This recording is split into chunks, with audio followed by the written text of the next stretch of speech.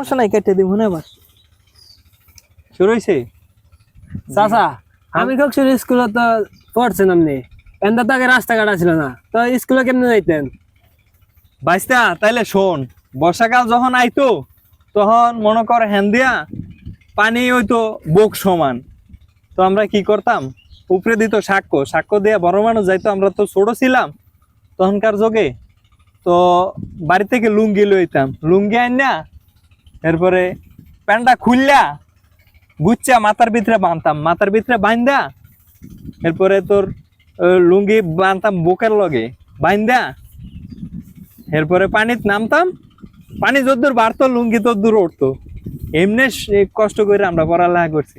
আর অনকার যুগের পোলাহান তো বাড়ির কাছে স্কুল হেও ঠিক মতনে যায় না, টিকটক আর ফেসবুক লাইভ করে থাকে।